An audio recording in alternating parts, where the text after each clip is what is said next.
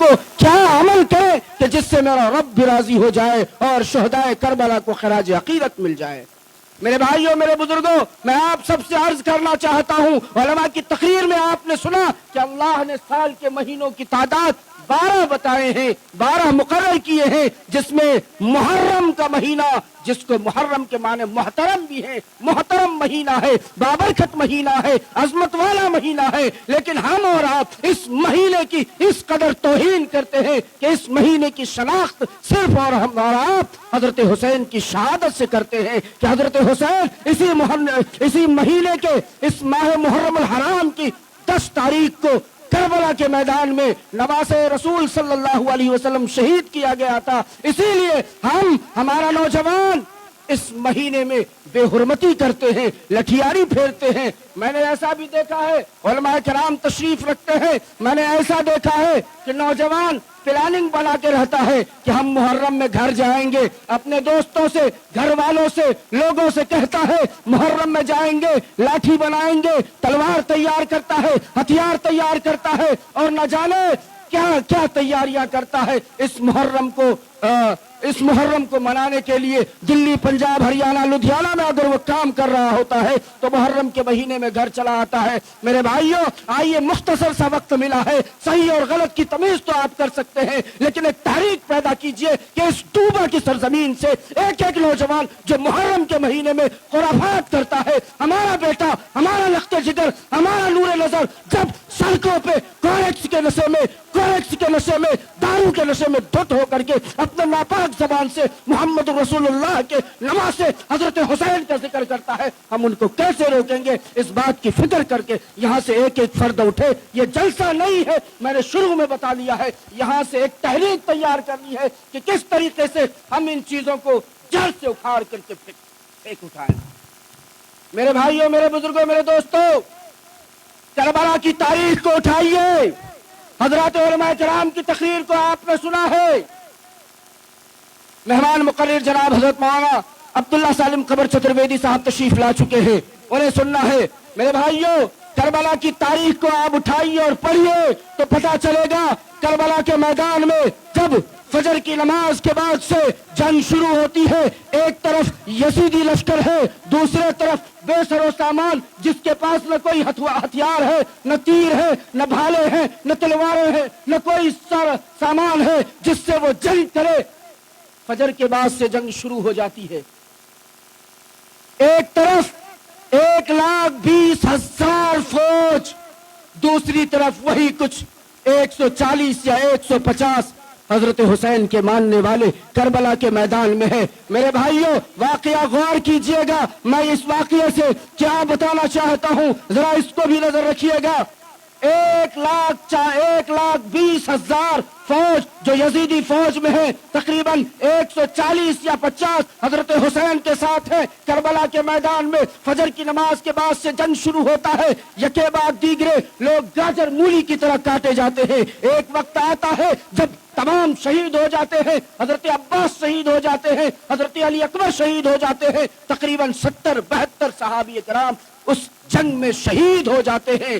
لیکن میرے بھائیوں، میں آپ کو بتا دوں، ایک بیٹا حضرت حسین کا جو تقریباً 6 ماہ کا ہے، مورخین نے لکھا ہے 6 ماہ کا بیٹا پیاس کی شدت سے تڑپ رہا ہے، پینے کو پانی نہیں ہے۔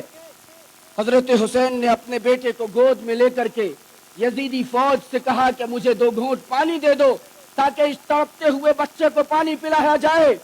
یزیدی لشکر کا ایک آدمی اپنی تیر کو کھینچ کر کے مارتا ہے اور وہ تیر آ کر کے حضرت حسین کے بیٹے علی اصغر کے حلق میں لگتا ہے اور وہی شہید ہو جاتے ہیں۔ میرے مسلمان بھائیوں، ذرا غور کیجئے، وہ وقت ہے جس وقت 6 مہینے کا بیٹا حضرت حسین کا شہید ہو جاتا ہے۔ حضرت حسین اپنے بیٹے کو ایک طرف رکھ کر کے اور وہ خون اس زمین پہ جو خون ٹپکتا ہے، گرتا ہے، اسے اٹھا کر آسمانی فضاؤں میں لہرا کر کہتے ہیں، یا اللہ، یا اللہ، حضرت حسین کی شہادت کی گواہ آپ بن جانا۔ میرے بھائیوں، اس کے بعد خود حضرت حسین رضی اللہ تعالی عنہ اپنے گھوڑے پر سوار ہوتے ہیں، ہاتھ میں تلوار لیتے ہیں، میدان میں نکل پڑتے ہیں، لوگوں کو، یزیدی لشکر کے ایک ایک فرد کو گاجر مولی کی طرح کاٹنے لگتے ہیں۔ یزیدی لشکر کا ایک سپہ سالار کہتا ہے، کہ اگر حسین سے جنگ جیتنا چاہتے ہو تو ایک بیک اٹیک کر دو. میرے بھائیوں ذرا غور سے سنیے گا میں اس واقعے سے کیا بتانا چاہتا ہوں.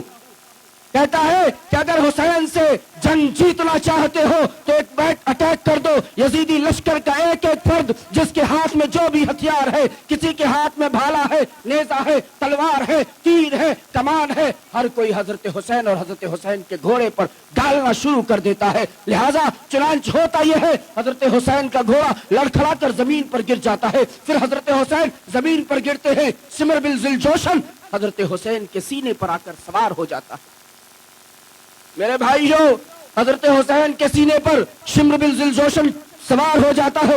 حضرت حسین کہتے تم سمر ہو؟ کہتے ہاں میں سمر ہوں. کہا میرے سینے سے, کہتے میرے سینے سے اتر جاؤ, عصر کی نماز کا وقت ہے, مجھے نماز ادا کر لے دو. اے ڈوبا کے زندہ دل مسلمانوں, آپ مجھے بتانا 10 محرم الحرام کو جس دن آپ کربلا مانتے ہو, جس دن آپ غم مناتے ہو حضرت حسین کی شہادت پر, مجھے بتانا کتنے فجر کی نماز پڑھے ہوتے ہیں, کتنے ظہر کی نماز پڑھے ہوتے ہیں, کتنے عصر کی نماز پڑھے ہوتے ہیں, کتنے مغرب کی نماز پڑھے ہوتے ہیں. نعوذ باللہ میں یہ کہہ دوں تو مبالغہ نہیں ہے کہ ہم, آپ, ہمارا نوجوان, آپ انہیں اپنی نگاہوں سے دیکھتے ہیں, نہ جانے کن کن نشہ میں ملوث ہو کر کے وہ لاٹھی لے کر میدانوں میں گھومتا رہتا ہے, لیکن ہم انہیں روک نہیں پاتے ہیں اور اپنے آپ کو مسلمان کہتے ہیں. چھوڑ دیجیے اپنے آپ کو مسلمان کہتے ہیں. بھائیوں, میرے بزرگوں, میرے دوستوں, اس کے بعد کیا ہوتا ہے میرے بھائیوں؟ کربلا کے میدان میں اللہ اکبر کہہ کر کے عصر کی نیت کر کے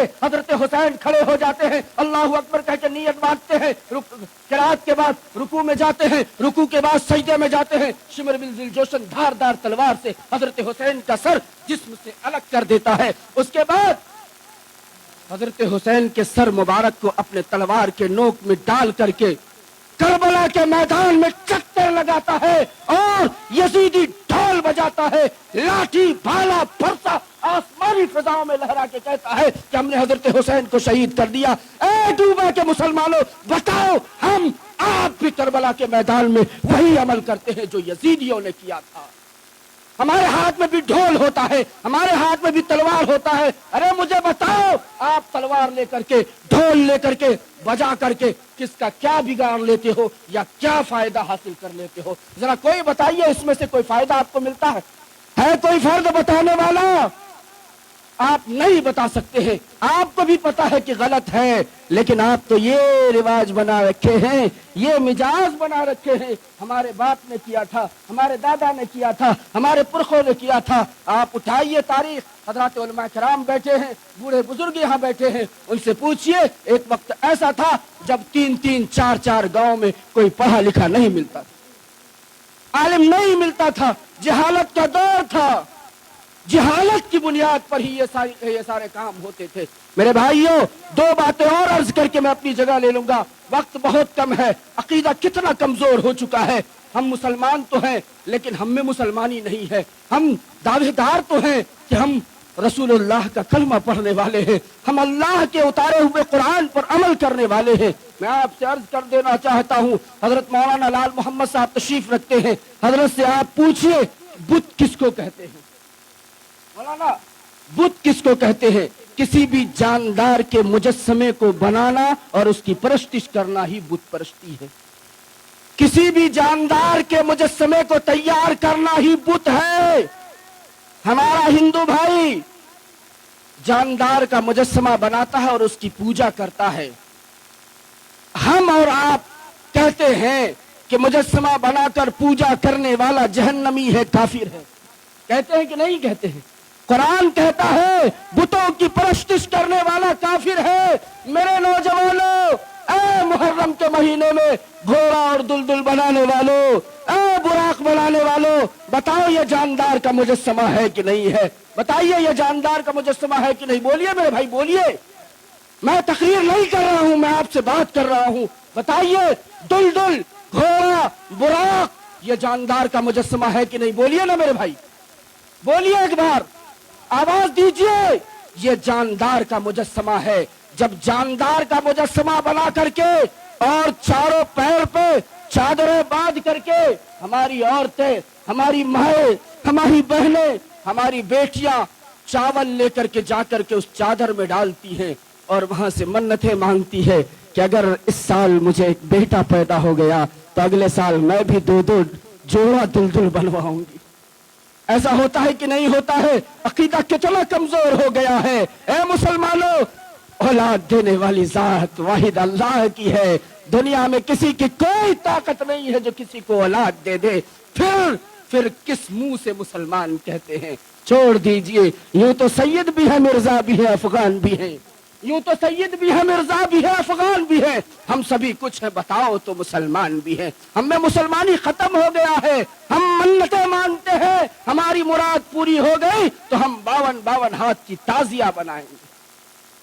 क्या किसका क्या बिगाड़ देते हैं 52 हाथ की ताजिया बनाने से? अभी हजरत मौलाना ने तकरीर किया कि गरीबों को खिलाओ, मिस्कीन को खिलाओ, इसका अज्र क्या मिलेगा? इसका अज्र 70 गुना मिलेगा, 100 गुना मिलेगा। लेकिन क्या ताजिया बना करके आपको उसका अज्र मिलने वाला है? ए लोगों सुनो, अगर बुतों की परस्तिश करने वाला हिंदू जहन्नमी है तो घोड़ा और दुल्दुल बनाकर अपना अकीदा कमजोर करने वाला मुसलमान भी पहले जहन्नम में जाए। वादा कीजिए इंशाअल्लाह अपने समाज से, घर से, मोहल्ले से और गांव से ऐसे रसूमात को जड़ से उखाड़ के फेंकेंगे। कहिए इंशाअल्लाह। इंशाअल्लाह मेरे भाइयों, मुहर्रम का चांद नजर आता है। हमारी घर की बेटियां, मेरी जवान बेटियां, माएं, बहनें एक आंगन तय करती है, वहां जाती है, सर से दुपट्टा उतारती है, कंधे पे लपेट करके और यहाँ कमर में बांध लेती है। न जाने कैसे कैसे वाहियात गीत गाना शुरू कर देती है और उसका पूरा बाल खुला होता है। बाल की नुमाइश कर रही होती है, जिस्म की नुमाइश कर रही होती है। लेकिन हम सोमो सलात के पाबंद, नमाज पढ़ने वाले, रोजा रखने वाले, जमात में घूमने वाले अपनी बहू बेटी की फिक्र नहीं करते, उन्हें नहीं रोक पाते, उन्हें मना नहीं कर पाते। करेंगे इंशाअल्लाह। अपने नौजवानों को रोकिए। अभी मौलाना ने कहा सड़क पे नौजवान ढोल लेकर के रात को हाईवे पे चला जाता है। ट्रक चलाने वाला बेसहारे को पकड़ करके 4, 5, 10 गुंडे, डकैत, मवाली रोकता है, ढोल बजाता है, लाठी के नोक पर कहता है कि तुम पैसे निकालो वरना तुम्हारा सर फोड़ देंगे, मारेंगे, पीटेंगे। क्या यही इस्लाम है? इस्लाम हमें यही सिखाता है। इस्लाम अमन का नाम है, इस्लाम मोहब्बत का नाम है, इस्लाम किसी को सही रास्ता बताने का नाम है, इस्लाम तकलीफ देने का नाम नहीं, मोहब्बत करने का नाम है, राहत देने का नाम इस्लाम है। हम और आप अपने आप को मुसलमान कहते हैं, लेकिन हर वक्त दूसरे को तकलीफ पहुंचाने में अपना वक्त बर्बाद करते चले जा रहे हैं। मेरे भाइयों बचिए। कुरान कहता है या अय्युहल्लज़ीना आमनू कू अनफुसकुम, ऐ लोगों अपने आप को बचाओ, अपने आल औलाद को बचाओ, घर वालों को बचाओ।